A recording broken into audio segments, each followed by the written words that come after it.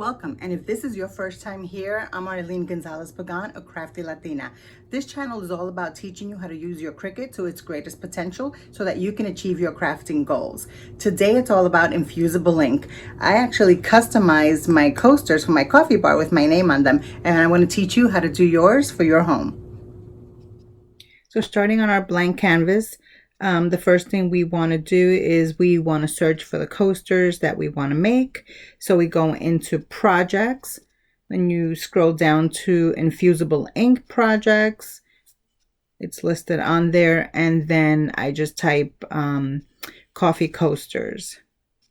You'll see a different selection, and there's different ones, but we're going to work on this top left project, and you customize it, bring it into your canvas.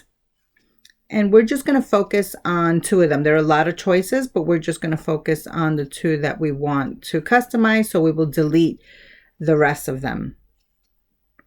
I'm having issues with my delete key, so it takes me a little longer to delete projects now. So we're going to keep those two and then delete all the others. And we're going to work with the heart first. So we'll hide the macchiato one for now. So let's make it a little bigger so that you can see, and we're going to work on the brown spaces. And what I wanted to say, it's Arlene's coffee bar. So we want to add text, and I'm just going to use the standard text that's going to come up, which is, I think it's the Cricut Sans. And then I do Arlene and then position it to the top where I want it. But I'm going to change the color to white so that we're able to see it better. And then I want to put the letters a little closer. So you go up to the top to line space, and you hit the down arrow until the letters come in to where you want them, which is perfect. Just move it up a little bit. I'm going to also make it a little smaller. So just change the font so that it actually fits in the brown space. And you can leave it like that if you want it straight across, but I want it to have a curve similar to the circle that's there. So you go up to the top toolbar and you hit curve, and then you start moving the indicator over to the right so that it takes the shape of the curve on top. And you can curve as little or as much as you want. I'm just going to bring it back slightly. And you want to make sure that it's in the middle of the brown, that it's not touching any of the white. So, yep. And then I'm duplicating that, bringing it to the bottom, and I'm going to change the text on there, and that's going to say coffee bar. So we will just type that out. Okay.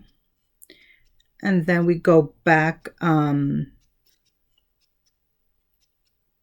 to the top, and we're going to curve it. So you move the indicator in the opposite direction so that the curve takes the shape of the bottom. And then you curve, you know, as little or as much as you want to fill the space. But just remember that it has to be in the brown. I'm going to make it smaller so that it fits. Perfect. Then you take everything and you align it so that it's in the center of your image. And then that I noticed that it's touching the white, and I don't want it to touch the white. I want that. So I'm going to make the font even a little smaller than that. I want it to be in the center, but I don't want it to touch any of the white, because as you see, this is all sliced out. This is not vinyl. As you see the grid lines through the images, through the white part. So you see this is all sliced. So you just have to move it around so that you know you're in the brown, and it slices it right out of the brown. I may make that just a tad bit smaller just to make sure.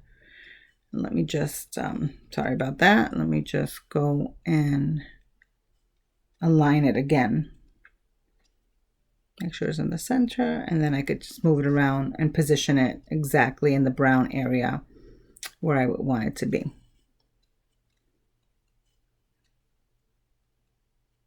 Okay.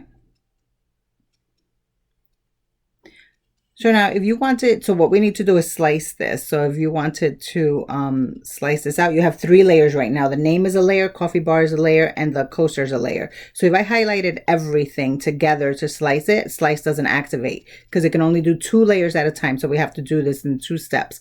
One is the name and the coaster. Grab those 2 layers together, then you can slice.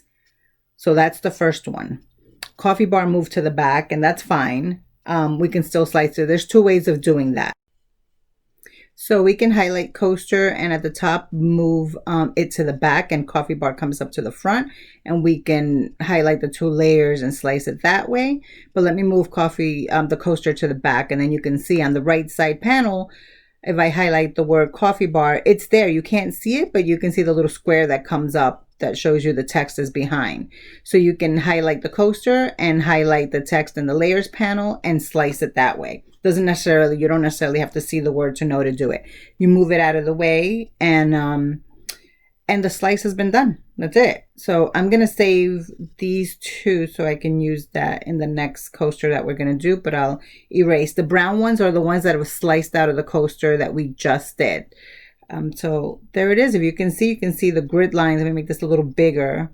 You can see the grid lines through the name and through coffee bar, which shows you that this has now been sliced through. So when you do your Infusible Ink project, that will cut out with it as well. Perfect. So let me hide this one and bring the next one so that we can work on that. So this one's a little different because it doesn't look like there's a lot of space to put the name. You can do it on the side or in the middle and any brown space. But you see those little dots there at the top? Those are actually cutouts. So we can't put text on top of that. But there is a workaround if that's where you wanted your text to put it up there. So we're going to go to shapes and we're going to get a circle. And then I'll make that a little bigger, and I'm going to duplicate it. I need 2 circles, and you get those shapes on the left side panel. I'm going to just overlap the 2 circles and leave sort of like a crescent shape on the top, highlight them, center them, and then go to the bottom, and I want to slice it because I just want to keep that little crescent at the top. So just start deleting all the extra pieces that you don't need from the slice. Perfect. And this is going to take a little bit of maneuvering. So we cut this crescent out so that we could hide all of those little dots on top. So now we just have to like finagle this and move it to a way where it hides the dots and it doesn't compromise any of the text or things like that. So you just got to keep playing with it. And you may be happy with it, at some point, and you may want to widen it, make it longer. As long as your dots are covered, you may be okay. So I'm just going to play around with this a little bit. I think that looks good. So I'm going to copy let's just make sure everything's covered first. Just taking a little bit away from my M.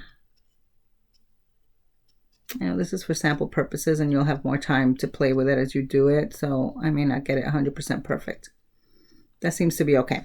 So copy the crescent and then also highlight your coaster with it in the back. And what we're going to use is weld. So you go back to the bottom and you hit weld, and those 2 pieces become one. So now all of a sudden those circles are gone, the slice is gone, and you have area where you can put your name. So all we did was fill in the space so that now it's usable space and you can design your own thing. Let me bring the name to the front so that you can see it.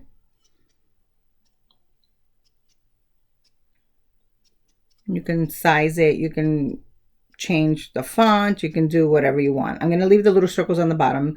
I like the detail there, and it's just going to, for this one, it's just going to say Arlene's Macchiato. Center it, and then you slice it. It's the same process.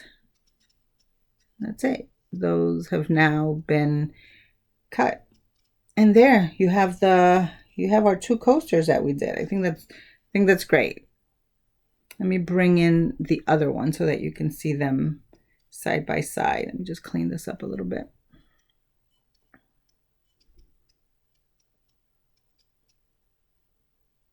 So we used slice and we used weld.